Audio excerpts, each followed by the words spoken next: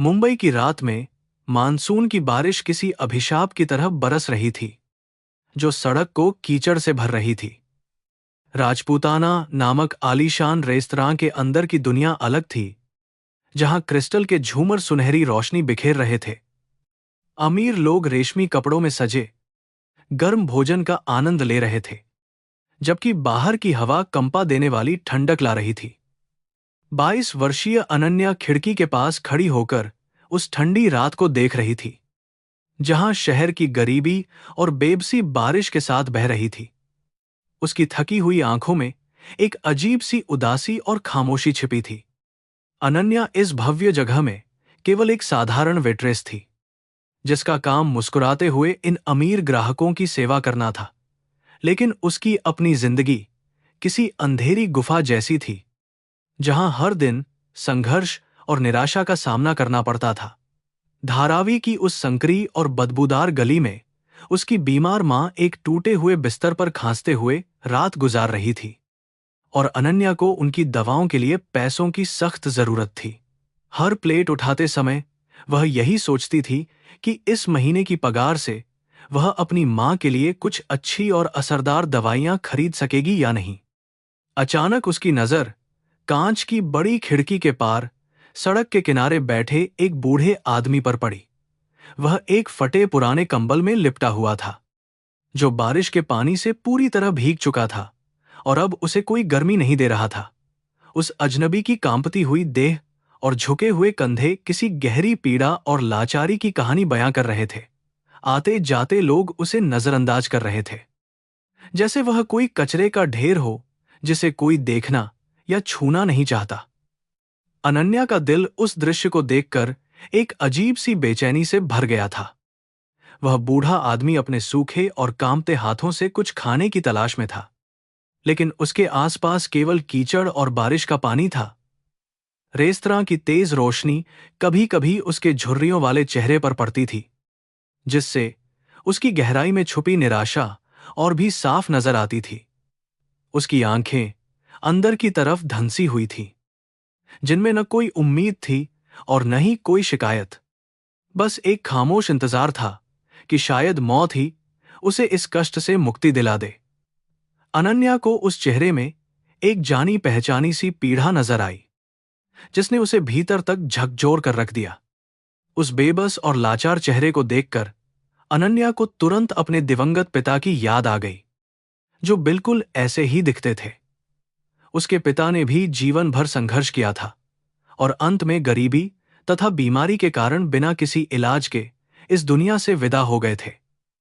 पिता की आखिरी रात की वह तस्वीर अनन्या के दिमाग में एक डरावने सपने की तरह ताजा थी, जब वह उनके लिए कुछ नहीं कर पाई थी। उस बूढ़े की आंखों का खालीपन और लाचारी उसके पिता की अंतिम सांसों की याद दिला रही थी, जिससे अनन्या की आंखें नम हो गईं। रेस्तरां के सख्त नियम थे कि किसी भी भिखारी या आवारा इंसान को इस भव्य इमारत के आसपास भटकने की इजाजत नहीं थी। अगर मैनेजर राजेश को पता चल गया कि कोई कर्मचारी बाहर खड़े भिखारी पर ध्यान दे रहा है, तो नौकरी छिनने में एक पल भी नहीं लगेगा। राजेश एक बेहद क्रूर और घमंडी इंसान था, जो गरीबों को कीड़े मकोड़ों की तरह समझता था और उन्हें प्रताड़ित करने में खुशी महसूस करता था। अनन्या अच्छी तरह जानती थी कि नौकरी गंवाने का मतलब अपनी बीमार मां की मौत के परवाने पर हस्ताक्षर करना होगा।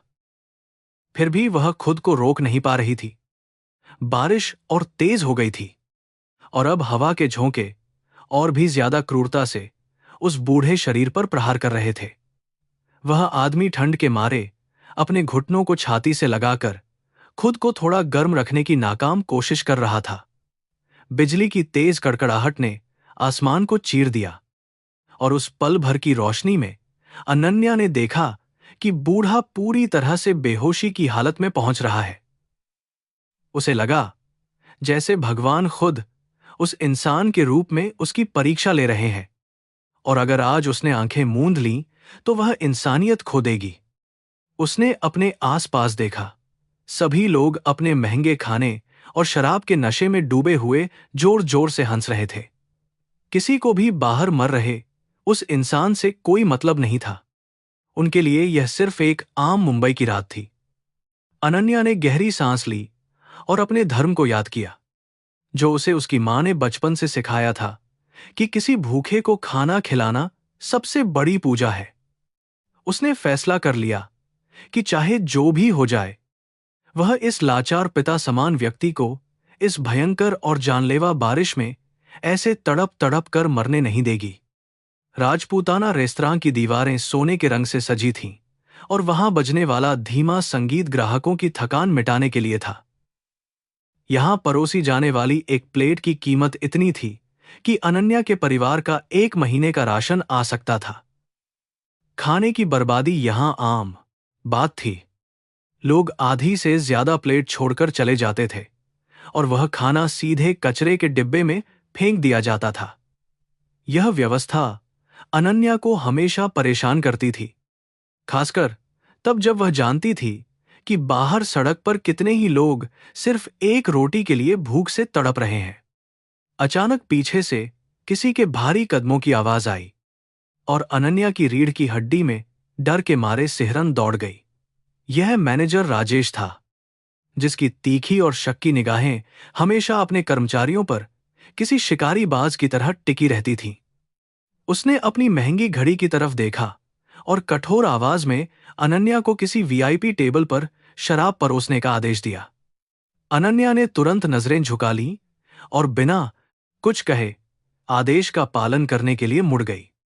लेकिन उसका दिमाग अभी भी बाहर बैठे उस कांपते हुए बूढ़े आदमी की तस्वीर में ही पूरी तरह उलझा हुआ था। वह एक चांदी की ट्रे पर महंगी शराब के गिलास लेकर उस वीआईपी टेबल की ओर बढ़ी, जहां कुछ अमीर व्यापारी बैठे थे। वे लोग लाखों के व्यापारिक सौदों और अपनी शानदार छुट्टियों के बारे में जोर जोर से बातें कर रहे थे और उनका अहंकार साफ झलक रहा था। अनन्या ने बड़ी सावधानी से उनके सामने गिलास रखे, लेकिन उनमें से एक ने उसे बड़ी ही घृणा और तुच्छ नजरों से देखा। यह समाज का वह कड़वा सच था, जहां इंसान की कीमत उसके बैंक बैलेंस से तय होती थी और एक गरीब वेट्रेस उनके लिए किसी फर्नीचर के टुकड़े से ज्यादा कुछ नहीं थी।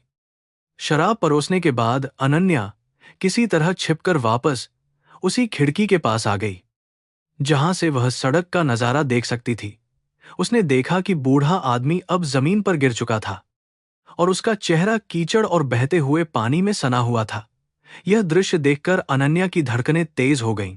उसे लगा कि अगर तुरंत कुछ नहीं किया गया तो वह आदमी आज रात नहीं बच पाएगा।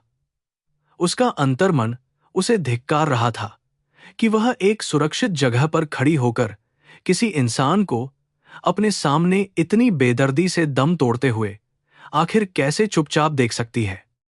कर्म का सिद्धांत उसे हमेशा से याद था, जो कहता है कि हम जैसा बीज बोते हैं वैसा ही फल हमें काटना पड़ता है। अगर वह आज इस बेसहारा व्यक्ति को नजरअंदाज कर देगी तो शायद कल कोई उसकी बीमार मां को भी इसी तरह मरने के लिए छोड़ देगा। उसने अपने एप्रन को कसकर बांधा और तय किया कि वह रसोई में जाकर अपने हिस्से का खाना चुपचाप उस बूढ़े तक पहुंचाएगी। उसे मालूम था कि यह कदम उठाना आग से खेलने जैसा है, लेकिन इंसानियत की पुकार उसकी नौकरी के डर से कहीं ज्यादा शक्तिशाली और बेहद पवित्र बन चुकी थी।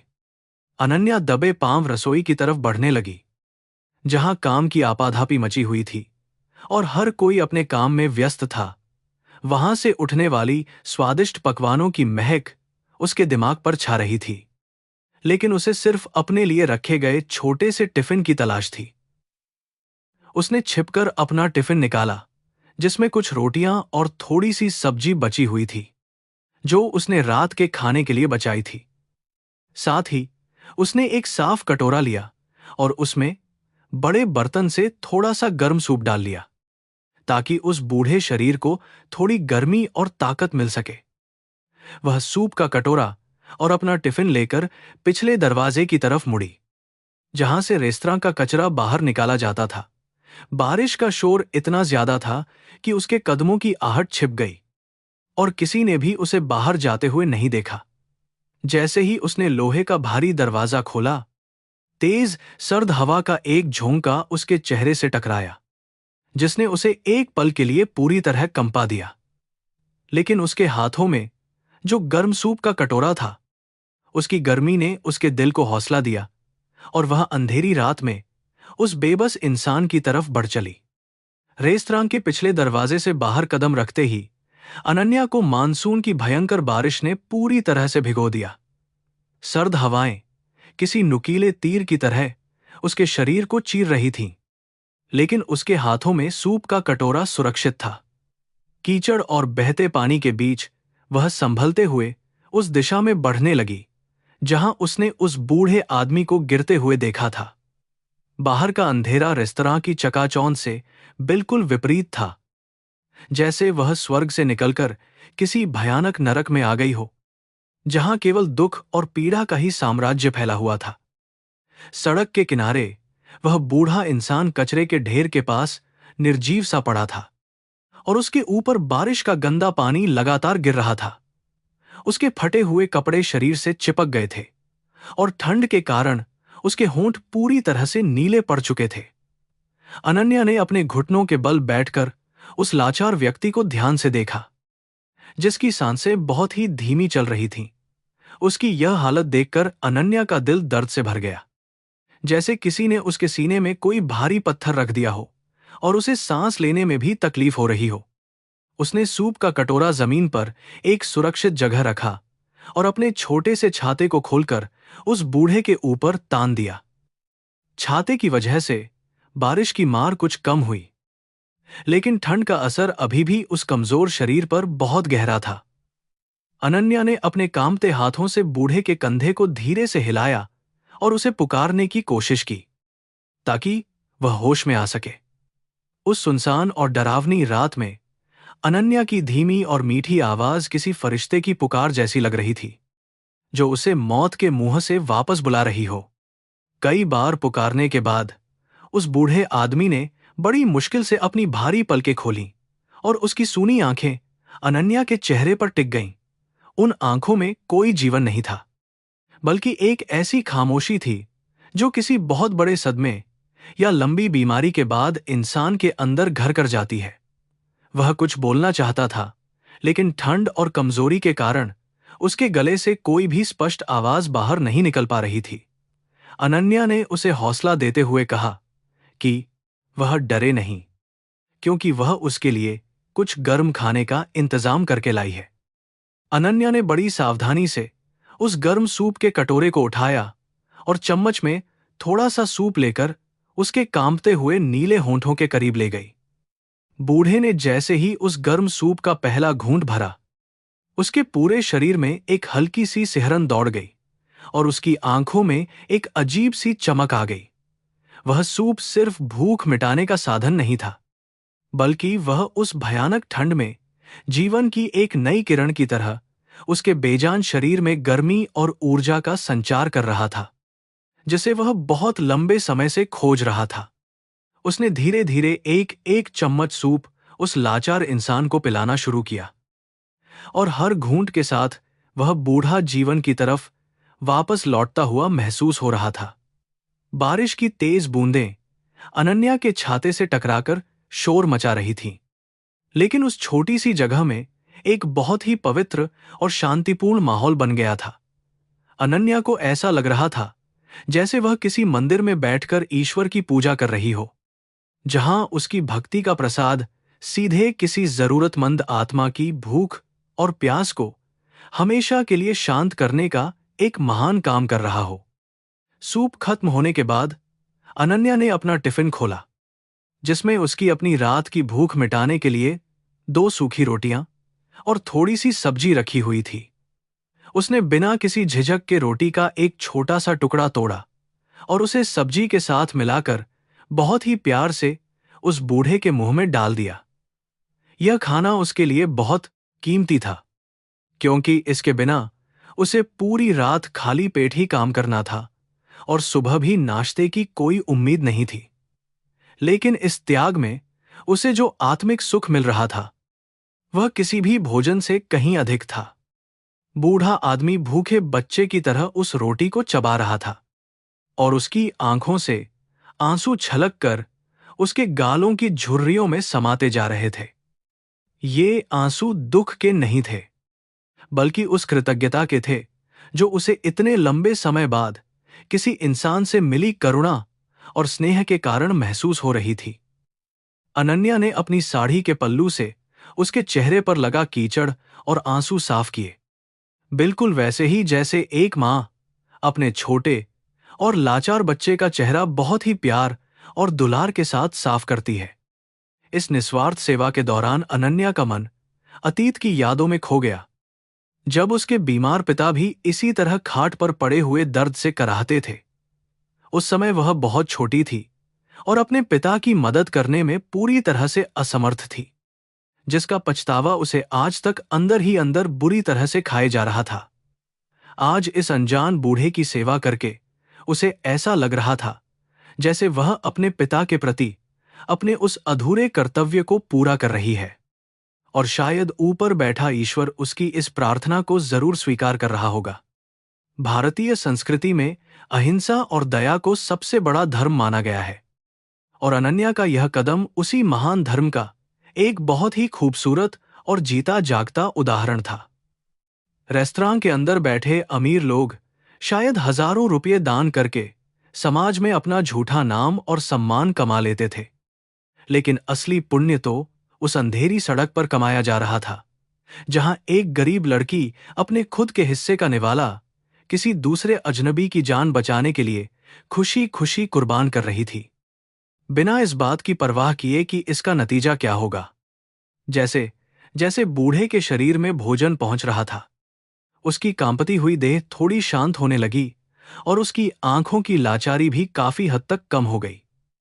उसने अपने कमजोर और झुर्रीदार हाथों को धीरे से उठाया और अनन्या के सिर पर रखकर उसे एक मूक आशीर्वाद दिया, जिसमें दुनिया की सारी दौलत से ज्यादा ताकत थी।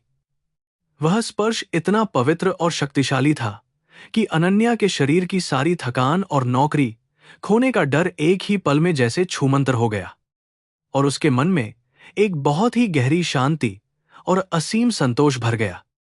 अनन्या जानती थी कि उसे अब वापस अंदर जाना चाहिए, क्योंकि मैनेजर राजेश किसी भी समय उसे ढूंढते हुए वहां आ सकता था और बड़ा हंगामा खड़ा कर सकता था, लेकिन उसके पैर उस जगह से हटने का नाम ही नहीं ले रहे थे, क्योंकि उसे उस बूढ़े को इस भयानक बारिश में अकेला छोड़कर जाने में बहुत डर लग रहा था।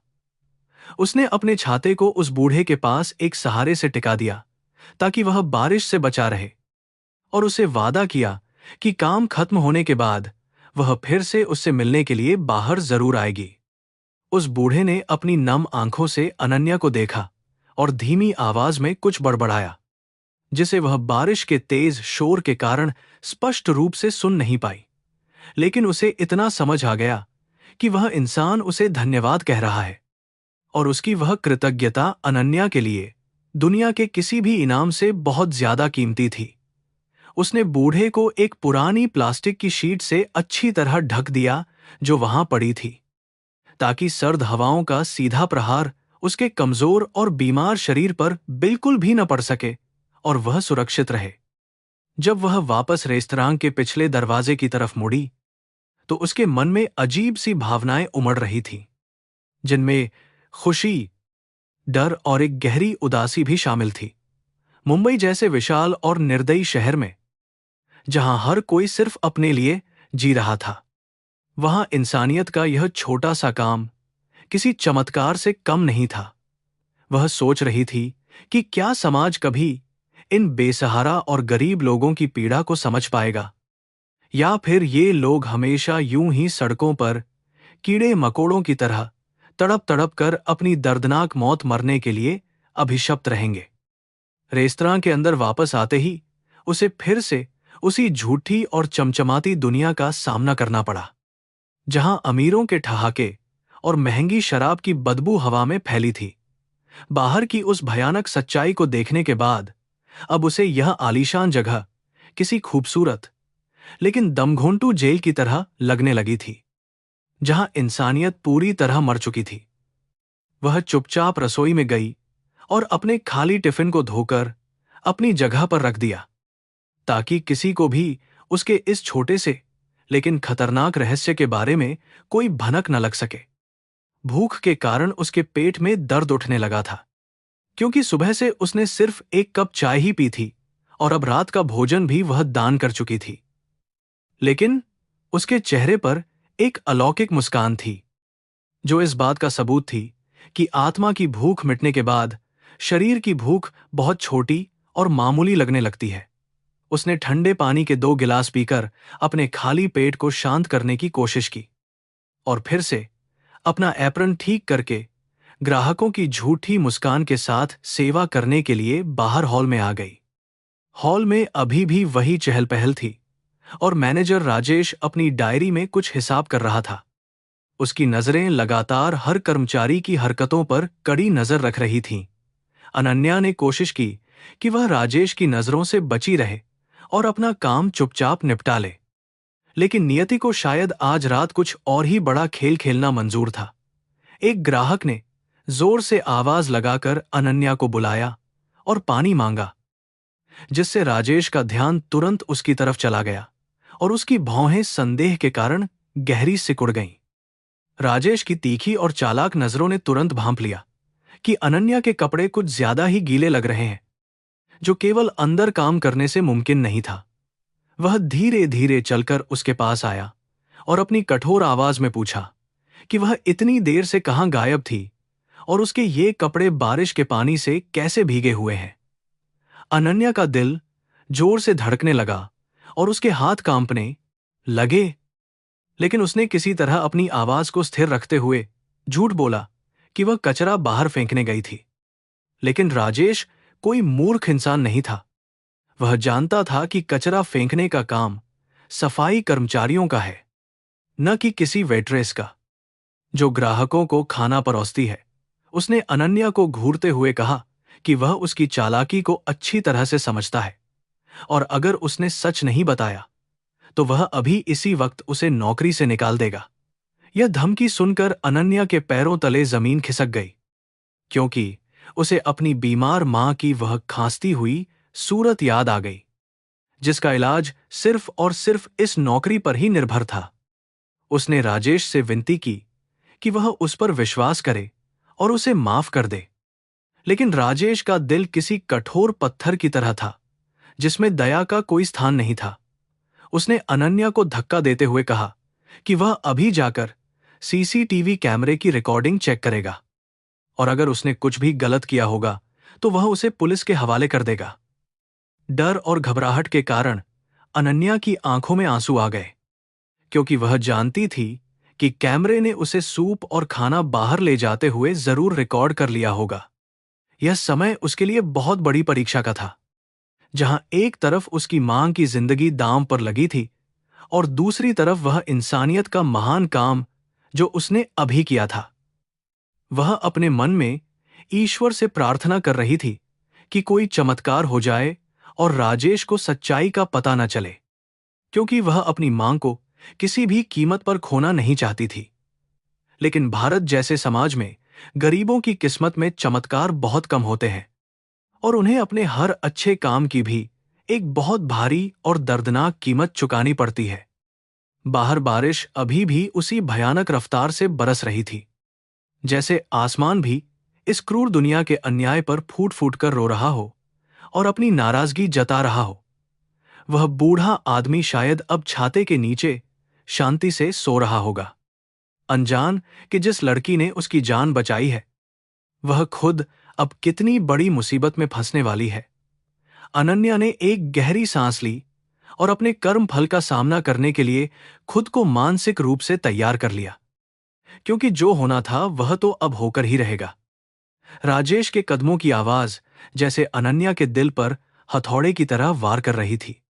जब वह सुरक्षा कक्ष की तरफ सीसीटीवी फुटेज देखने के लिए तेजी से जा रहा था, कुछ ही मिनटों के बाद वह एक भयानक तूफान की तरह वापस हॉल में लौटा और उसका चेहरा गुस्से से इतना लाल हो चुका था जैसे वह किसी को कच्चा चबा जाएगा। उसने सभी ग्राहकों के सामने इतनी जोर से चिल्लाकर अनन्या को बुलाया कि पूरे रेस्तरां में एक पल के लिए सन्नाटा छा गया और सभी की नजरें उस बेचारी लड़की पर टिक गईं। तुम्हारी इतनी हिम्मत कि तुम इस रेस्तरां का महंगा खाना चुराकर बाहर सड़क के कुत्तों को खिलाओ। राजेश की आवाज में इतना जहर था कि वह किसी को भी मार सकता था। अनन्या ने कांपते हुए अपनी सफाई देने की कोशिश की कि उसने कोई खाना नहीं चुराया था। वह सिर्फ अपना टिफिन और थोड़ा सा बचा हुआ सूप उस मरते हुए इंसान को दे रही थी। लेकिन राजेश कहाँ कुछ सुनने वाला था। उसे तो बस एक गरीब लड़की को अपमानित करने और अपनी झूठी ताकत का खौफनाक प्रदर्शन करने का बहाना मिल गया था। बचा हुआ सूप? क्या तुम्हें पता है कि उस सूप के एक बाउल की कीमत कितनी है? जितनी तुम्हारी पूरी झोपड़पट्टी की औकात भी नहीं है। उसने बहुत बुरी तरह से उसका मजाक उड़ाया। रेस्तरां में बैठे अमीर लोग इस तमाशे को बड़े ही मजे से देख रहे थे। कुछ तो अपनी महंगी शराब के गिलास पकड़े हुए राजेश की बातों पर धीरे धीरे हंस भी रहे थे। यह वह क्षण था जब समाज की अंधी और बहरी व्यवस्था अपने सबसे घिनौने रूप में सामने आ रही थी। जहां एक इंसान की जान से ज्यादा एक कटोरे सूप की कीमत थी। राजेश इतने पर ही नहीं रुका। वह अनन्या का हाथ खींचकर उसे उसी पिछले दरवाजे की तरफ ले गया जहां वह बूढ़ा आदमी अब भी बारिश से बचने के लिए सिकुड़ा हुआ बैठा था। उसने बड़ी बेरहमी से उस दरवाजे को खोला और बाहर की तरफ इशारा करते हुए कहा, देखो इसे, यह कीचड़ में सना हुआ भिखारी जिसके पास तुमने हमारे रेस्तरां का नाम खराब करने की कोशिश की है। बूढ़ा आदमी राजेश की तेज आवाज सुनकर बुरी तरह डर गया और वह अपनी जगह पर कांपने लगा। उसकी आंखों में वही पुराना खौफ फिर से लौट आया था। बिना किसी दया या इंसानियत के राजेश ने आगे बढ़कर वह छाता एक झटके में लात मारकर दूर फेंक दिया जो अनन्या ने उस बूढ़े की रक्षा के लिए रखा था। बारिश का ठंडा पानी फिर से उस लाचार शरीर पर सीधे गिरने लगा और वह बूढ़ा अपनी जान बचाने के लिए अपने हाथों से सिर को ढकने की नाकाम कोशिश करने लगा। अनन्या यह सब देखकर जोर जोर से रोने लगी और उसने राजेश के पैर पकड़कर भीख मांगी कि वह उस बीमार इंसान को इस तरह से न सताए, क्योंकि वह सच में मर जाएगा। इसे तो मर ही जाना चाहिए। ऐसे लोग इस खूबसूरत शहर पर सिर्फ एक बदनुमा दाग है जो गंदगी और बीमारी फैलाते हैं। राजेश ने बहुत ही निर्दयता से अपने पैर पीछे खींचते हुए कहा। उसने अनन्या के चेहरे पर अपना हाथ उठाया जैसे वह उसे थप्पड़ मारने वाला हो, लेकिन फिर खुद को रोक लिया और नफरत से थूकते हुए बोला कि वह उसे छूकर अपने हाथ गंदे नहीं करना चाहता। इस पूंजीवादी समाज का यह सबसे क्रूर चेहरा था जहां अमीरों की नजर में गरीबों की जिंदगी कचरे के ढेर से ज्यादा कोई अहमियत नहीं रखती थी। राजेश ने तुरंत सुरक्षा गार्डों को बुलाया और आदेश दिया कि वे इस बूढ़े भिखारी को घसीटकर सड़क के दूसरी तरफ फेंक आए ताकि रेस्तरां के वीआईपी ग्राहकों को कोई परेशानी न हो। दो हृष्टपुष्ट गार्ड उस कमजोर आदमी की तरफ बढ़े और उसे बड़ी बेरहमी से बाहों से पकड़कर कीचड़ में घसीटते हुए ले जाने लगे जैसे वह कोई मरा हुआ जानवर हो। बूढ़ा दर्द से कराह रहा था, लेकिन उसकी आवाज बारिश के शोर और उन निर्दयी गार्डों के जूतों की आवाज के नीचे पूरी तरह से दबकर रह गई थी। अनन्या ने उन्हें रोकने के लिए दौड़ लगाई, लेकिन राजेश ने उसे बालों से पकड़कर पीछे खींच लिया और चिल्लाया, अगर तूने एक कदम भी आगे बढ़ाया तो मैं तुझे भी पुलिस के हवाले कर दूंगा। वह जमीन पर गिर पड़ी और उसकी आंखों के सामने उस बूढ़े को सड़क के उस पार एक अंधेरे और पानी से भरे गड्ढे के पास फेंक दिया गया जहां कोई रोशनी नहीं थी। उसे लगा जैसे उसकी आत्मा के टुकड़े टुकड़े हो गए हों। जिस इंसान की जान बचाने के लिए उसने सब कुछ दांव पर लगा दिया था, उसे उसके सामने ही मौत के मुंह में धकेल दिया गया। राजेश ने अपनी जेब से कुछ मुड़े हुए नोट निकाले और उन्हें अनन्या के चेहरे पर फेंकते हुए कहा, यह ले अपनी आज तक की कमाई, और आज के बाद कभी इस रेस्तरां के आसपास भी नजर मत आना। वह पल अनन्या के लिए दुनिया का अंत था। उसकी नौकरी, जो उसकी बीमार मां के इलाज का एकमात्र सहारा थी, वह अब हमेशा के लिए छिन चुकी थी। वह उन नोटों को कीचड़ से उठाकर अपने सीने से लगाकर इस तरह रोई जैसे कोई बच्चा अपनी मृत मां के शव से लिपटकर फूट फूट कर रोता है। तू अभी इसी वक्त यहां से दफा हो जा और जाकर उन्हीं भिखारियों के साथ सड़क पर लेट जा, क्योंकि तेरी औकात वही है। राजेश ने आखिरी बार अपमान करते हुए रेस्तरां का भारी दरवाजा उसके मुंह पर जोर से बंद कर दिया। दरवाजा बंद होते ही जैसे दुनिया का सारा शोर थम गया और वहां केवल अनन्या की सिसकियां और आसमान से गिरती हुई मानसून की वह क्रूर और ठंडी बारिश ही बाकी रह गई। वह पूरी तरह अकेली थी, रात के अंधेरे में, कीचड़ में सनी हुई और भविष्य के एक बहुत ही भयानक और काले अंधकार में खोई हुई। वह लड़खड़ाती हुई उठी और उस तरफ भागी जहां गार्डों ने उस बूढ़े आदमी को फेंका था। उसके दिल में बस एक ही उम्मीद थी कि शायद वह अभी भी जीवित हो। लेकिन वहां पहुंचने पर उसने देखा कि वह जगह बिल्कुल खाली थी। सिर्फ कीचड़ पर घिसटने के कुछ निशान बाकी थे और वह बूढ़ा उस घने अंधेरे में कहीं गायब हो चुका था। शायद वह अपनी बची खुची ताकत बटोरकर वहां से रेंगता हुआ किसी और जगह चला गया था, या फिर बारिश के तेज बहाव में बह गया था। कुछ भी पता नहीं चल रहा था।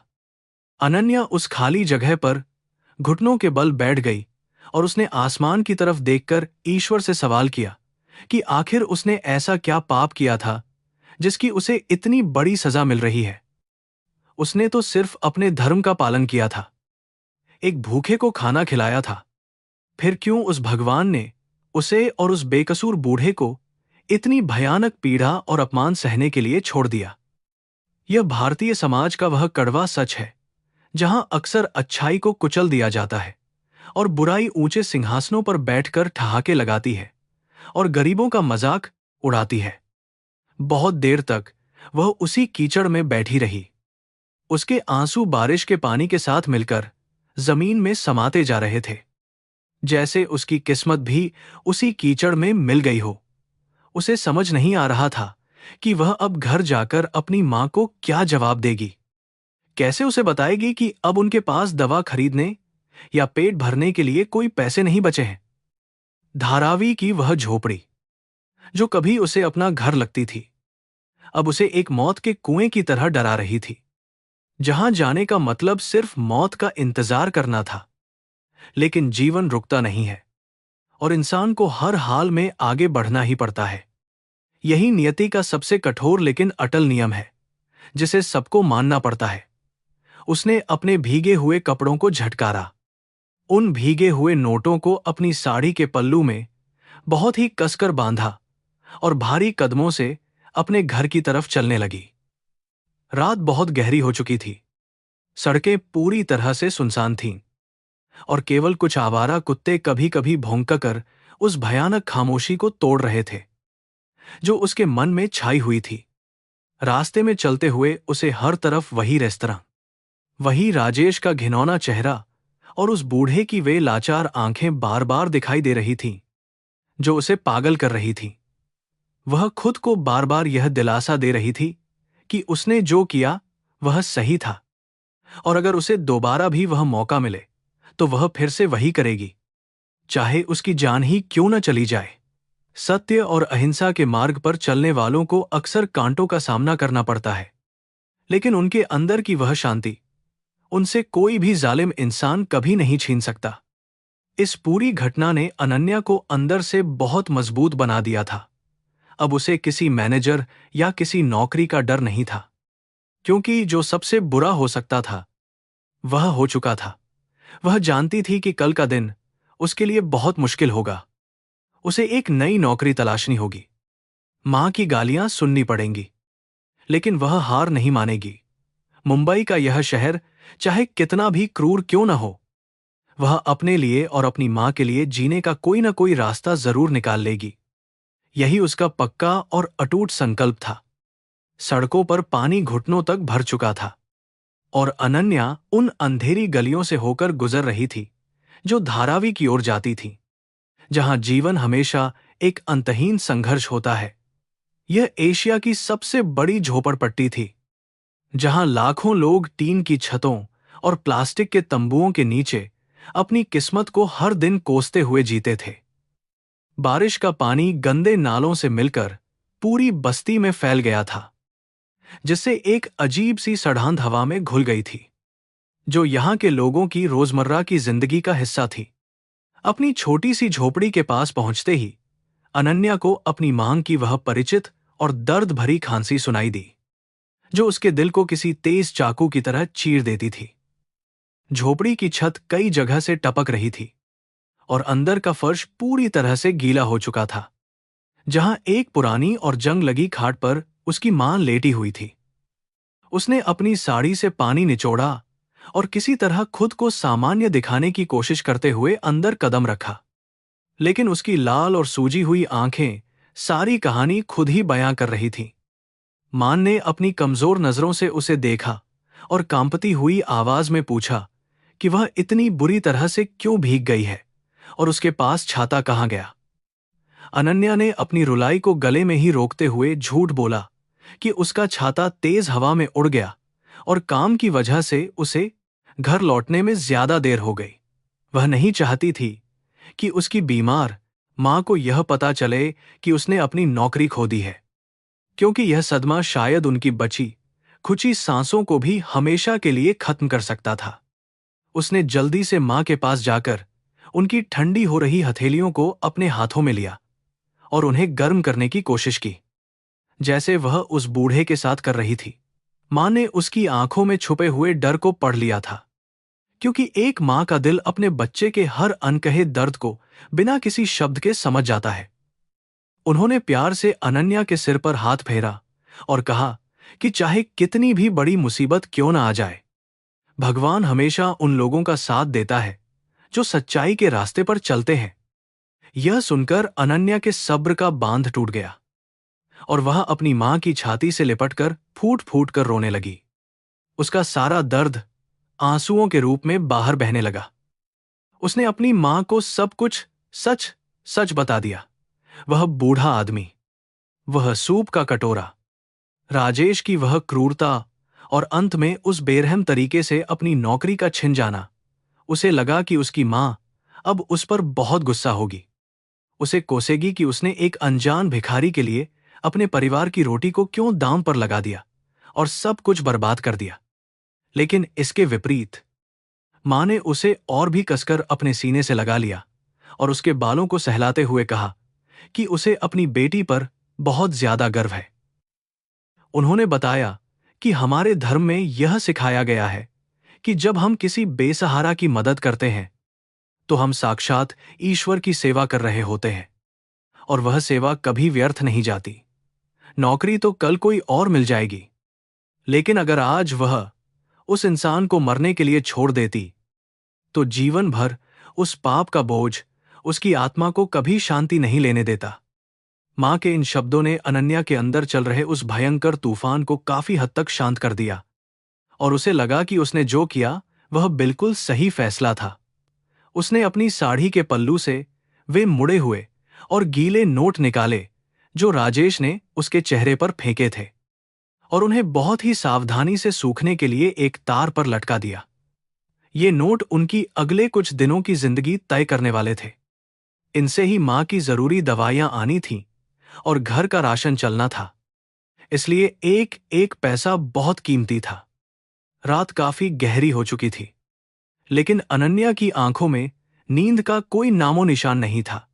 वह बस बारिश की बूंदों को छत से टपकते हुए सुन रही थी।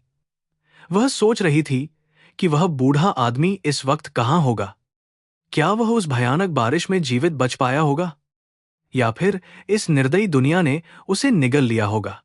उसे अपने पिता की बहुत याद आ रही थी। अगर आज वे जिंदा होते तो शायद उनकी जिंदगी इतनी मुश्किल न होती और उसे इस तरह रातों को रो रो कर नहीं गुजारना पड़ता। अगली सुबह जब सूरज निकला तो बारिश रुक चुकी थी, लेकिन धारावी की गलियों में अभी भी कीचड़ और पानी भरा हुआ था और लोग अपने रोजमर्रा के कामों में जुट गए थे। अनन्या ने मां को उनकी दवाइयां दी और उन्हें बताया कि वह एक नई नौकरी की तलाश में जा रही है, ताकि उनके घर का खर्च बिना किसी परेशानी के चल सके। उसने अपने सबसे अच्छे कपड़े पहने, जो हालांकि बहुत पुराने और फीके थे, लेकिन साफ सुथरे थे, और भगवान की मूर्ति के सामने हाथ जोड़कर प्रार्थना की कि आज का दिन उसके लिए अच्छा हो। पूरा दिन वह चिलचिलाती धूप और उमस में मुंबई की सड़कों पर भटकती रही। एक रेस्तरां से दूसरे रेस्तरां, एक दुकान से दूसरी दुकान, लेकिन हर जगह से उसे निराशा ही हाथ लगी। कहीं जगह खाली नहीं थी, तो कहीं वे लोग अनुभव का प्रमाण पत्र मांग रहे थे जो उसके पास नहीं था, क्योंकि राजेश ने उसे कोई भी कागज देने से साफ इनकार कर दिया था। बिना किसी संदर्भ के एक गरीब और बेसहारा लड़की को नौकरी देना इस शहर में किसी को भी मंजूर नहीं था। सब उसे शक की नजरों से देखते थे, जैसे वह कोई चोर हो। दोपहर की तेज धूप में उसकी हालत खराब हो रही थी। भूख और प्यास से उसका गला सूख रहा था, लेकिन वह पैसे खर्च करने से डर रही थी। उसने एक सार्वजनिक नल से पानी पीकर अपनी प्यास बुझाई और एक पेड़ के नीचे बैठकर अपनी किस्मत को कोसने लगी कि क्या सच्चाई का रास्ता सच में इतना मुश्किल होता है। उसे बार बार राजेश के वे कड़वे शब्द याद आ रहे थे कि उसकी औकात सिर्फ सड़क पर सोने की है। और कहीं न कहीं उसे अब ये बातें सच साबित होती हुई लगने लगी थीं। शाम होते होते उसकी सारी उम्मीदें टूट चुकी थीं और वह भारी कदमों से वापस अपने घर की तरफ लौट रही थी, खाली हाथ और एक बहुत ही उदास दिल के साथ। वह सोच रही थी कि अब मां को क्या जवाब देगी, और अगर 1-2 दिन में नौकरी नहीं मिली तो वे दोनों क्या खाएंगे। यह चिंता उसे अंदर से खोखला कर रही थी। घर के पास पहुंचते ही उसने देखा कि कुछ पड़ोस की औरतें नल के पास पानी भर रही हैं और आपस में जोर जोर से कुछ बात कर रही हैं, जैसे कोई बड़ी घटना हुई हो। उनमें से एक औरत ने अनन्या को देखते ही ताना मारते हुए कहा, आ गई बड़ी महारानी, सुना है तुमने अपनी नौकरी छोड़ दी है। एक भिखारी के चक्कर में यह खबर धारावी में आग की तरह फैल चुकी थी और हर कोई अनन्या की बेवकूफी पर हंस रहा था, क्योंकि यहां के लोगों के लिए पैसा ही सब कुछ था और इंसानियत एक मजाक। अनन्या ने उनकी बातों पर कोई ध्यान नहीं दिया और चुपचाप अपना सिर झुकाकर अपनी झोपड़ी के अंदर चली गई, क्योंकि उसे इन तानों का जवाब देने की कोई जरूरत महसूस नहीं हो रही थी। झोपड़ी के अंदर बहुत अंधेरा था और मां अभी भी उसी तरह खाट पर लेटी हुई थी। उनकी सांसें पहले से ज्यादा तेज और भारी चल रही थीं, जो एक चिंता का विषय था। अनन्या ने जल्दी से दिया जलाया और मां के पास जाकर उनके माथे पर हाथ रखा तो उसका दिल धक से रह गया। मां का शरीर बुखार से बुरी तरह तप रहा था। यह उसके लिए एक बहुत बड़ा झटका था, क्योंकि अब उसके पास इतने पैसे नहीं थे कि वह उन्हें किसी अच्छे डॉक्टर के पास ले जाकर उनका सही तरीके से इलाज करवा सके। उस रात उसने अपनी मां के सिर पर गीली पट्टियां रखीं और सारी रात जागकर उनकी सेवा की, आंखों में आंसू और दिल में भगवान से एक ही प्रार्थना कि उनकी रक्षा करें। यह रात उसके जीवन की सबसे लंबी और खौफनाक रात थी, जहां उसे लग रहा था कि शायद वह बहुत जल्द अपनी दुनिया की सबसे अनमोल चीज हमेशा के लिए खोने वाली है। कर्म और भाग्य के इस क्रूर खेल में वह खुद को बहुत ही अकेला और बेबस महसूस कर रही थी, लेकिन फिर भी उसके अंदर कहीं एक छोटी सी उम्मीद बाकी थी। अगली सुबह सूरज की किरणें धारावी की झोपड़ियों पर पड़ रही थीं, लेकिन अनन्या के जीवन में जैसे हमेशा के लिए एक बहुत गहरा और डरावना अंधकार छा गया था। मां का बुखार रात भर में और भी तेज हो गया था और अब वे बेहोशी की हालत में थीं। उनके होंठ सूख चुके थे और सांसें बहुत धीमी हो गई थीं। अनन्या ने अपने पास बचे हुए वे सारे गीले नोट निकाले जो सूख चुके थे और गिनने लगी कि क्या इतने पैसों से बस्ती के डॉक्टर को घर बुलाया जा सकता है या नहीं।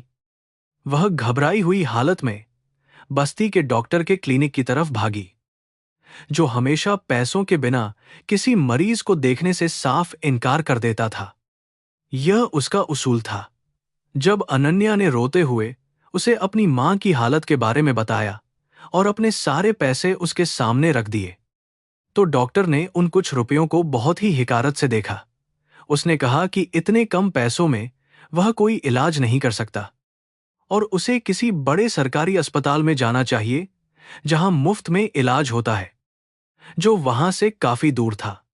निराश और टूट चुकी अनन्या वापस अपनी झोपड़ी की तरफ दौड़ पड़ी, क्योंकि वह अपनी मां को इस हालत में अकेला नहीं छोड़ना चाहती थी। डर लग रहा था कि कहीं कुछ अनहोनी न हो जाए। घर पहुंचकर उसने देखा कि मां की हालत पहले से भी ज्यादा खराब हो चुकी है। वह बस भगवान से प्रार्थना कर रही थी कि कोई चमत्कार हो जाए और उसकी मां की जान बच जाए। तभी अचानक झोपड़ी के बाहर एक भारी और महंगी गाड़ी के रुकने की आवाज आई, जिसने पूरे मोहल्ले के लोगों का ध्यान अपनी तरफ खींच लिया, क्योंकि ऐसी गाड़ी यहां कभी नहीं आती थी। धारावी की संकरी और गंदी गलियों में ऐसी शानदार और चमचमाती कार का आना किसी एलियन के आने जैसा ही था। सारे बच्चे और औरतें उस कार को हैरानी से घूरने लगे। कार का दरवाजा खुला और उसमें से एक लंबा, सूट बूट पहने हुए एक बहुत ही रुतबेदार आदमी बाहर निकला, जिसकी आंखों में एक अजीब सी गंभीरता और चेहरे पर एक सख्त भाव था। उसके पीछे पीछे 2 सुरक्षा गार्ड भी उतरे, जो रास्ता बनाते हुए उस झोपड़ी की तरफ बढ़ने लगे, जहां अनन्या अपनी बीमार मां के पास बेबस और लाचार हालत में बैठी हुई थी। उस आदमी को देखकर बस्ती के लोग पीछे हट गए, क्योंकि उसकी शख्सियत में एक ऐसा अधिकार और ताकत झलक रही थी जो आम लोगों को डराने के लिए काफी होती है। उसने एक कागज के टुकड़े को देखा और फिर अनन्या की झोपड़ी के दरवाजे पर आकर रुक गया। उसका नाम विक्रम मेहता था, जो देश के सबसे बड़े अरबपति उद्योगपतियों में से एक था। विक्रम ने बहुत ही सम्मानजनक तरीके से दरवाजे पर दस्तक दी, जो कि उस छोटी सी झोपड़ी के लिए एक बहुत ही अजीब और हैरान कर देने वाली बात थी।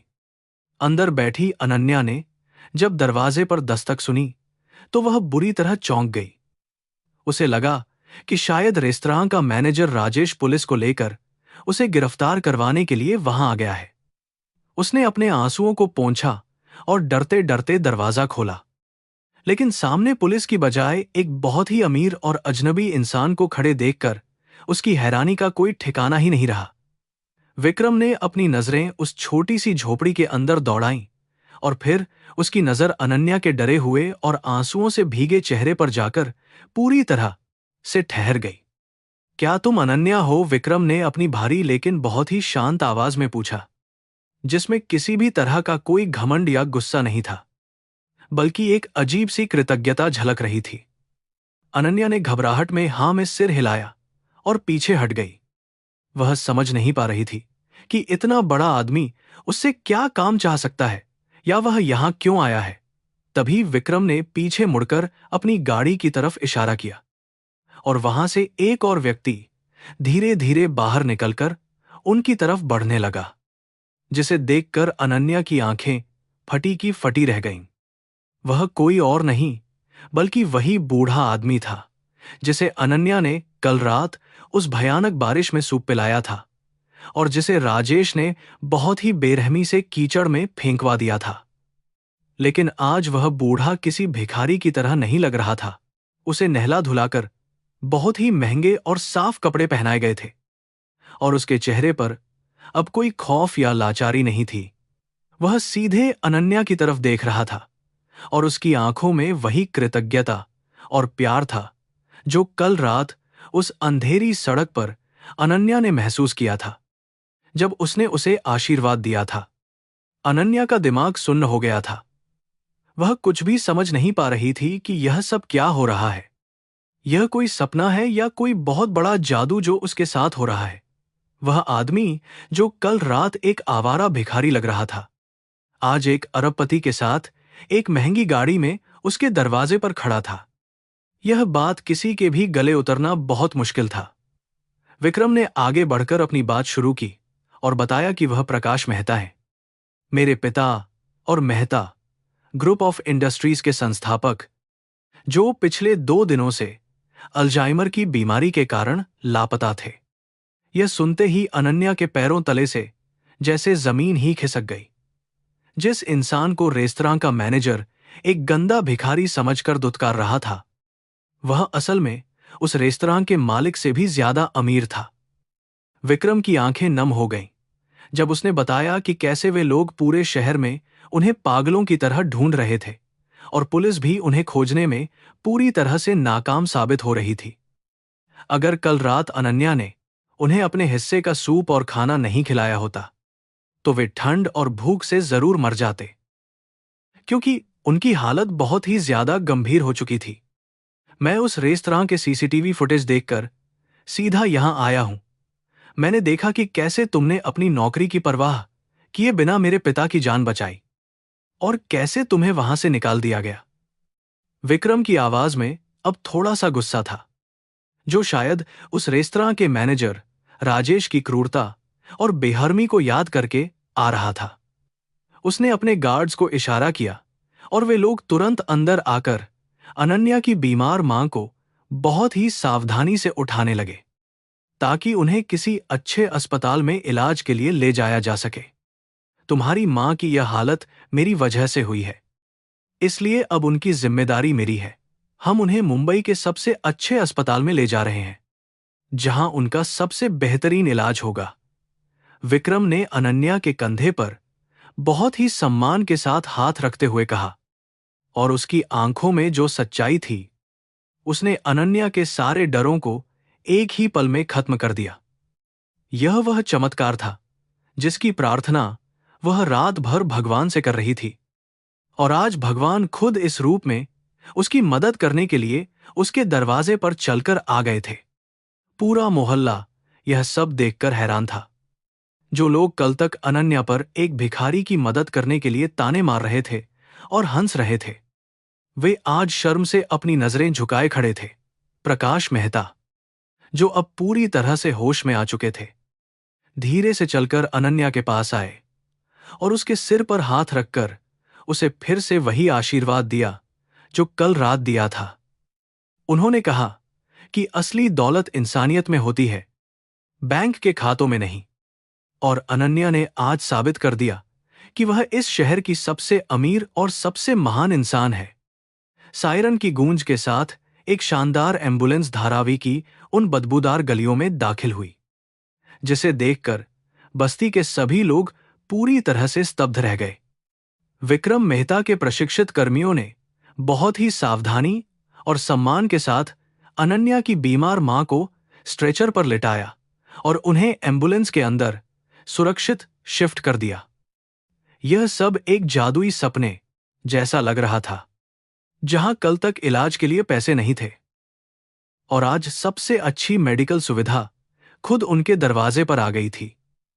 अनन्या की आंखों से अभी भी अविश्वास और कृतज्ञता के आंसू लगातार बह रहे थे। विक्रम ने अनन्या को अपनी गाड़ी में बैठने का इशारा किया और वे अस्पताल की तरफ तेजी से निकल पड़े। गाड़ी के अंदर का शांत माहौल बाहर की धूप और धारावी की हवा से बिल्कुल अलग था। विक्रम ने अपने पिता का हाथ प्यार से पकड़ रखा था और उसकी आंखें नम थीं।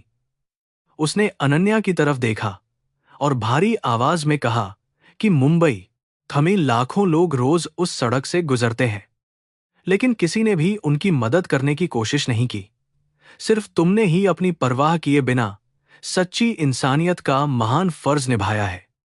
विक्रम ने कहा कि रेस्तरां के अंदर बैठे वे अमीर लोग जो खुद को समाज का प्रतिष्ठित हिस्सा मानते हैं, वे असल में अंदर से पूरी तरह खोखले हैं। उन्होंने एक इंसान को अपने सामने तड़पते देखा, लेकिन किसी का भी दिल नहीं पसीजा। यह हमारे समाज की सबसे कड़वी सच्चाई है, जहां पैसे ने लोगों की आंखों पर अंधी पट्टी बांध दी है। तुमने अपने पवित्र कर्म से यह साबित कर दिया कि भगवान का न्याय अभी भी मौजूद है और सच्चे कर्म का फल हर इंसान को इस जीवन में एक दिन जरूर मिलता है। प्रकाश मेहता ने अपने कांपते हाथों से अनन्या के सिर पर प्यार से हाथ फेरा और बहुत धीमी आवाज में कहा कि जब वे उस रात बारिश में मरने वाले थे तो उन्हें लगा था कि दुनिया से इंसानियत खत्म हो गई है, लेकिन जब तुमने छाते के नीचे मुझे अपने हिस्से का खाना और गर्म सूप पिलाया तो मुझे तुम्हारे अंदर साक्षात अन्नपूर्णा देवी के दर्शन हुए थे। तुम्हारे उस छोटे से महान त्याग ने न केवल मेरी जान बचाई, बल्कि मुझे यह पक्का विश्वास भी दिला दिया कि दुनिया में अभी भी बहुत अच्छाई और पवित्रता बाकी है। इन शक्तिशाली लोगों के मुंह से अपनी तारीफ सुनकर अनन्या को बहुत संकोच महसूस हो रहा था, क्योंकि उसने वह सब किसी इनाम की उम्मीद से बिल्कुल नहीं किया था। उसने बहुत ही विनम्रता के साथ अपने हाथ जोड़े और कहा कि उसने कोई बहुत बड़ा काम नहीं किया है। उसने तो सिर्फ अपने उस धर्म का पालन किया है जो उसकी मां ने उसे बचपन से ही सिखाया था। एक भूखे को खाना खिलाना हर इंसान का बुनियादी कर्तव्य है, और अगर इसके लिए उसे अपनी नौकरी भी गंवानी पड़ी तो उसे इस बात का कोई भी पछतावा नहीं है। कुछ ही देर में उनकी गाड़ी मुंबई के सबसे महंगे और अत्याधुनिक अस्पताल के परिसर में पहुंच गई, जहां शहर के सबसे मशहूर डॉक्टर पहले से ही उनका बाहर इंतजार कर रहे थे। विक्रम के एक इशारे पर पूरा अस्पताल प्रशासन तुरंत हरकत में आ गया और अनन्या की मां को बिना किसी देरी के सीधे वीआईपी चिकित्सा कक्ष में भर्ती कर लिया गया। वहां मौजूद अत्याधुनिक मशीनों और डॉक्टरों की उस तेज भाग दौड़ को देखकर अनन्या को पहली बार ऐसा लगा जैसे उसके कंधों से दुनिया का सबसे भारी बोझ हमेशा के लिए उतर गया हो और उसकी मां सुरक्षित है। आईसीयू के बाहर एक आरामदायक वेटिंग रूम में बैठी अनन्या अभी भी भगवान के सामने हाथ जोड़कर प्रार्थना कर रही थी। जब विक्रम गर्म कॉफी लेकर उसके पास आया, उसने एक कप अनन्या को दिया और पास बैठते हुए कहा कि कर्म का चक्र बहुत रहस्यमय और शक्तिशाली होता है, जो इंसान को उसके किए का हिसाब चुकाने पर मजबूर कर देता है। जिस मैनेजर राजेश ने अपने घमंड के नशे में तुम्हें बुरी तरह अपमानित करके नौकरी से निकाला था, उसे अंदाजा भी नहीं है कि उसने असल में किसके साथ इतनी बड़ी दुश्मनी मोल ली है। विक्रम की आंखों में एक पल के लिए खतरनाक चमक आई, जो एक चतुर बिजनेसमैन की असली पहचान होती है। उसने शांत आवाज में अनन्या को बताया कि आज सुबह ही उसने अपने वकीलों के जरिए उस राजपूताना रेस्तरां को हमेशा के लिए खरीद लिया है और अब वह उस जगह का नया मालिक है। यह खबर सुनकर अनन्या पूरी तरह से सन्नन रह गई। उसे विश्वास नहीं हो रहा था कि जिस जगह ने उसे कल रात इतनी बुरी तरह रुलाया था, आज उसका भाग्य इस तरह पलट जाएगा।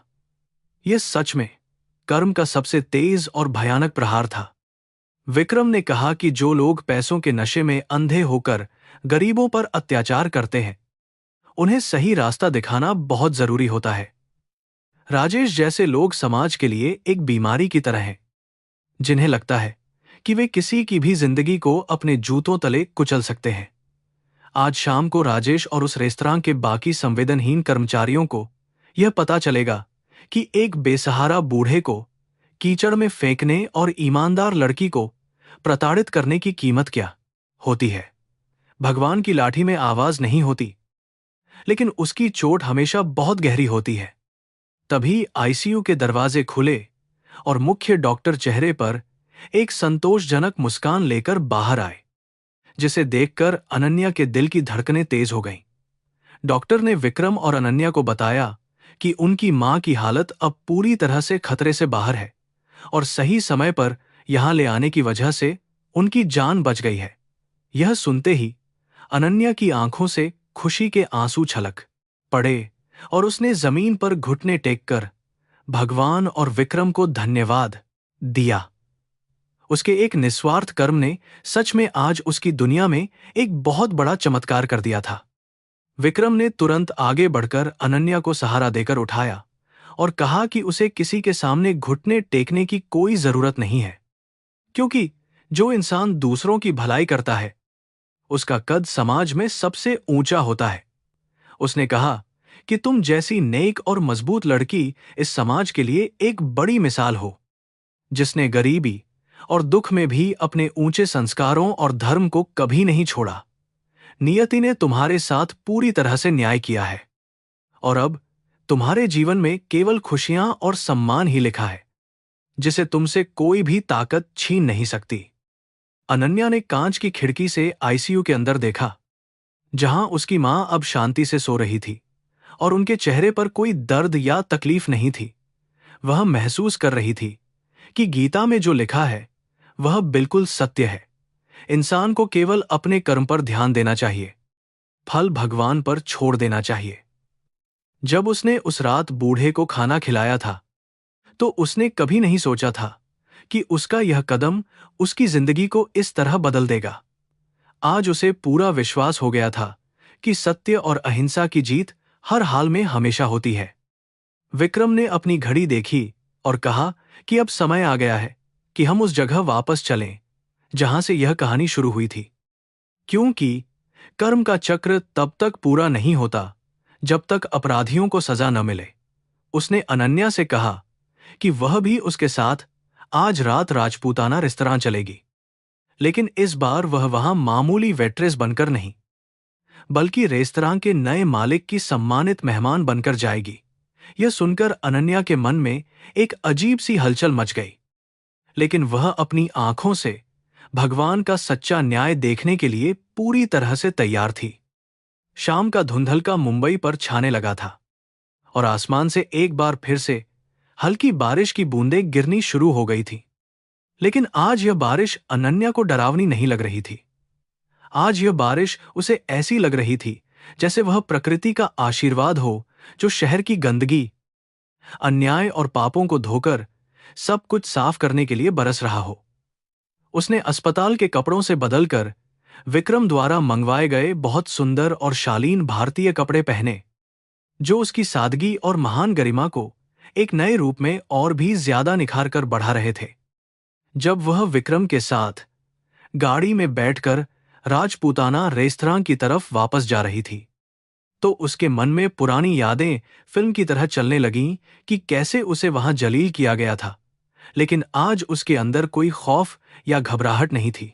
उसके दिल में केवल शांति और आत्मविश्वास था, जो सत्य के मार्ग पर चलने वालों को ईश्वर से इनाम में मिलता है। वह खिड़की से बाहर चमकते शहर को देख रही थी और उसे एहसास हो रहा था कि जब भगवान किसी का हाथ पकड़ लेता है, तो दुनिया की कोई ताकत उसका कुछ नहीं बिगाड़ सकती। गाड़ी जैसे ही रेस्तरां के करीब पहुंची, अनन्या को वही चमकता हुआ नियॉन साइन बोर्ड दिखाई दिया, जो कल रात उसे मौत के कुएं जैसा लग रहा था। रेस्तरां के बाहर वही भीड़ थी, वही महंगी गाड़ियां खड़ी थीं, और सब कुछ बिल्कुल वैसा ही था जैसा उसने कल रात छोड़ा था। लेकिन आज यहां आने का मकसद अलग था।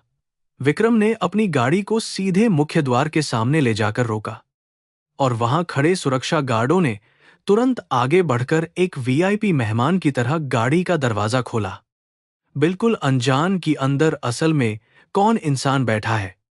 विक्रम मेहता ने अपनी प्रभावशाली चाल के साथ गाड़ी से बाहर कदम रखा, जिसे देखकर वहां मौजूद सभी लोग सम्मान के मारे पीछे हट गए। फिर उसने दूसरी तरफ जाकर खुद गाड़ी का दरवाजा खोला और अनन्या को बहुत ही इज्जत के साथ बाहर निकलने का इशारा किया। जैसे ही अनन्या ने उस रोशनी में बाहर कदम रखा, वहां खड़े सुरक्षा गार्डों की आंखें फटी की फटी रह गईं। वे उसे पहचान गए थे, वही गरीब लड़की जिसे उन्होंने कल रात बेइज्जत करके बाहर निकाला था, आज देश के सबसे बड़े अरबपति के साथ रानी की तरह वापस लौट कर आई थी। रेस्तरां के भारी कांच के दरवाजे खुले और विक्रम के साथ अनन्या ने अंदर मुख्य हॉल में प्रवेश किया, जहां वही धीमा संगीत बज रहा था और अमीर लोग शराब पी रहे थे। उनकी एंट्री इतनी जोरदार थी कि पूरे हॉल में अचानक एक अजीब सा सन्नाटा छा गया और सब उनकी तरफ देखने लगे। मैनेजर राजेश, जो उस वक्त एक वीआईपी टेबल पर किसी ग्राहक को खुश करने में लगा हुआ था, उसकी नजर जैसे ही दरवाजे पर पड़ी, उसके चेहरे का रंग उड़ गया। कर्म का वह भयानक तूफान जिसका उसे अंदाजा नहीं था, अब सीधे उसके सिर पर आ खड़ा हुआ था। राजेश बुरी तरह कांपने लगा था। वह विक्रम को बहुत अच्छी तरह पहचानता था, क्योंकि वह शहर का सबसे शक्तिशाली इंसान था। लेकिन उसके साथ खड़ी अनन्या को देखकर उसका दिमाग काम करना बंद कर चुका था। वह पसीने से तरबतर होकर दौड़ता हुआ विक्रम के पास आया और चापलूसी भरे अंदाज में झुककर उनका स्वागत करने की कोशिश की। लेकिन उसकी नजरें बार बार अनन्या की तरफ जा था रही थीं, और उसकी आंखों में वह खौफ साफ देखा जा सकता था, जो एक अपराधी अपनी सजा को सामने देखकर महसूस करता है। उसकी जबान डर के मारे पूरी तरह से चिपक गई थी। विक्रम ने राजेश की उस झूठी मुस्कान को नजरअंदाज करते हुए अपनी ठंडी आवाज में उसे वहीं रुकने का सख्त इशारा किया, जिससे हॉल का सन्नाटा और भी ज्यादा गहरा हो गया। उसने राजेश से कहा कि वह उसे अपना नया मालिक समझकर नहीं, बल्कि उस इंसान के रूप में देखे जिसने उसे उसकी असली औकात दिखाने का फैसला किया है। विक्रम ने पूरे हॉल में गूंजती हुई आवाज में घोषणा की कि यह लड़की जिसे तुमने कल रात एक बेसहारा के लिए नौकरी से निकाला था, असल में मेरे पिता की जान बचाने वाली एक बहुत महान आत्मा है। यह घोषणा सुनते ही पूरे रेस्तरां में मौजूद सभी अमीर ग्राहकों के बीच एक खुसफुसाहट शुरू हो गई और राजेश के पैरों तले की जमीन हमेशा के लिए खिसक गई। उसे अब समझ आ रहा था कि जिस बूढ़े को उसने कल रात कीचड़ में फेंकवा दिया था, वह कोई आम भिखारी नहीं, बल्कि अरबपति प्रकाश मेहता थे। भगवान का यह न्याय देखकर अनन्या को अपनी मां की बात याद आ गई कि अच्छे कर्म का फल हमेशा मीठा होता है। अब उस रेस्तरां में राजेश का अंत और इंसानियत की नई शुरुआत होने वाली थी, जो समाज के लिए एक सबक थी। राजेश का शरीर डर के मारे सूखे पत्ते की तरह कांप रहा था। उसके चेहरे से वह सारा घमंड और अकड़ हवा में गायब हो चुकी थी, जो कल रात उसके सिर पर सवार थी। विक्रम मेहता की बातें पूरे हॉल में एक फैसले की तरह गूंज रही थीं, और हर एक शब्द राजेश के सीने में खंजर की तरह उतर रहा था। रेस्तरां के वे सभी अमीर ग्राहक जो कल रात राजेश की क्रूरता पर हंस रहे थे, अब शर्म और खौफ के मारे अपनी नजरें चुरा रहे थे, क्योंकि उन्हें भी अपनी संवेदनहीनता का पूरा एहसास हो गया था। तुमने न केवल एक बेसहारा बूढ़े का अपमान किया, बल्कि इंसानियत को भी शर्मसार किया है। तुम जैसे लोग समाज के माथे पर एक बदनुमा दाग हैं। विक्रम की आवाज में इतना गुस्सा था कि राजेश ने अपने घुटने टेक दिए और रोते हुए माफी मांगने लगा कि उससे बहुत बड़ी गलती हो गई है। उसने गिड़गिड़ाते हुए कहा कि उसे प्रकाश मेहता जी की असलियत का पता नहीं था, वरना वह कभी उनके साथ इतनी बुरी और नीच हरकत करने की हिम्मत नहीं करता। यह सुनकर विक्रम का चेहरा और भी ज्यादा सख्त और भयानक हो गया। विक्रम ने बहुत ही कड़े शब्दों में जवाब दिया कि अगर वे कोई आम इंसान होते, तब भी क्या उन्हें सड़क पर तड़प तड़प कर मरने का कोई हक था? इंसानियत सिर्फ अमीरों के लिए नहीं होती। एक गरीब की जान की भी उतनी ही कीमत होती है जितनी किसी बड़े अरबपति की। तुमने अपनी इंसानियत तब खो दी थी जब तुमने इस नेक लड़की को उसका फर्ज निभाने के लिए आधी रात को नौकरी से निकालकर बारिश में धक्के मारकर बेइज्जत किया था। तुम्हारे इस जघन्य अपराध की माफी दुनिया की किसी भी अदालत में बिल्कुल नहीं है। उसने राजेश और उन दोनों सुरक्षा गार्डों को उसी वक्त तुरंत नौकरी से बर्खास्त करने का आदेश दिया, जिन्होंने कल रात उस बूढ़े इंसान को बहुत बेरहमी से कीचड़ में घसीटा था। इतना ही नहीं, विक्रम ने अपने वकीलों को यह सख्त निर्देश भी दिया कि वे इन तीनों पर जानलेवा हमले और क्रूरता का मुकदमा भी दर्ज करें। यह सजा उन सभी लोगों के लिए एक बहुत बड़ा सबक थी, जो अपनी झूठी ताकत के नशे में चूर होकर समाज के कमजोर और गरीब लोगों पर अत्याचार करते हैं और खुद को कानून से ऊपर मानते हैं। राजेश को रोते हुए और अपने कर्मों की सजा पाते हुए देखकर अनन्या के मन में कोई खुशी या बदला लेने की भावना बिल्कुल नहीं थी। इसके बजाय उसे उन पर दया आ रही थी कि कैसे लालच और घमंड इंसान की आंखों पर पट्टी बांधकर उसे हैवान बना देता है। उसने विक्रम से बहुत ही शांतिपूर्ण तरीके से कहा कि वह राजेश पर कोई पुलिस केस न करे, क्योंकि उसे उसकी सजा मिल चुकी है और वह अब किसी का बुरा नहीं करेगा। यह सुनकर विक्रम और वहां मौजूद सभी लोग अनन्या की विशालता पर हैरान रह गए। विक्रम ने मुस्कुराते हुए कहा कि तुम सच में एक देवी के समान हो, जो अपने दुश्मनों को भी माफ करने की ताकत रखती है।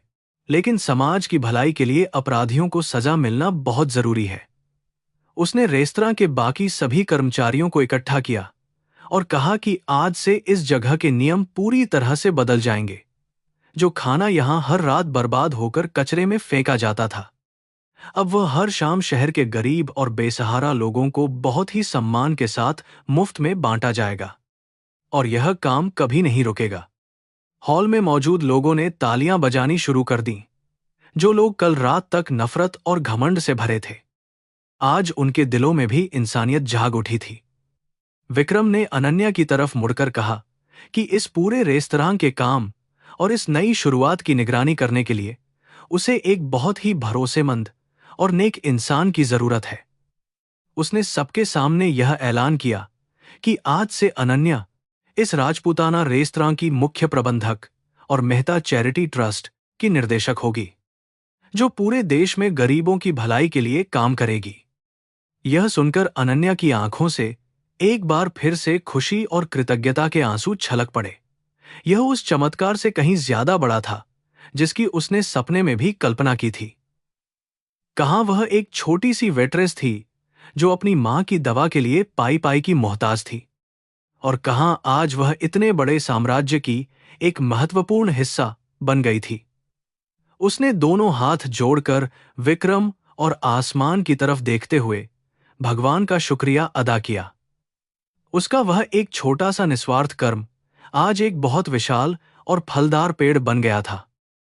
समय का पहिया अपनी रफ्तार से घूमता रहा और कुछ ही महीनों में अनन्या की जिंदगी पूरी तरह से एक खूबसूरत सपने में बदल गई। जहां कोई दुख या परेशानी नहीं थी, उसकी मां अब बिल्कुल स्वस्थ हो चुकी थी और धारावी की वह घुटन भरी झोपड़ी छोड़कर मुंबई के एक बहुत ही सुंदर और हवादार घर में आराम से रह रही थी।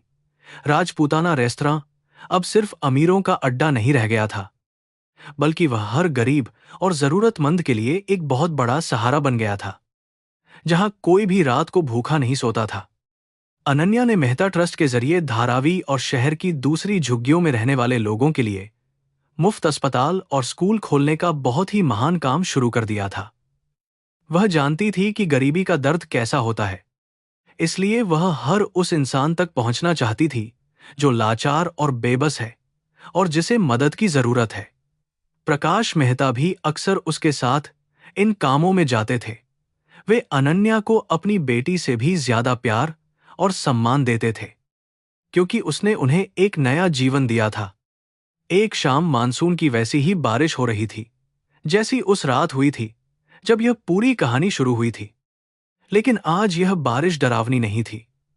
अनन्या अपनी गाड़ी में बैठकर शहर का दौरा कर रही थी और उसने देखा कि सड़कों पर बेसहारा लोगों को मेहता ट्रस्ट के लोग गर्म खाना और कंबल बांट रहे हैं। यह नजारा देखकर उसके दिल में एक बहुत ही गहरी शांति और असीम संतोष भर गया। उसे लगा कि उसने अपने पिता के उस अधूरे सपने को पूरा कर दिया है जो वे हमेशा देखा करते थे। भारतीय समाज में यह माना जाता है कि कर्म ही पूजा है, और अनन्या की कहानी ने इस बात को पूरी दुनिया के सामने बहुत ही मजबूती के साथ सच साबित कर दिया था।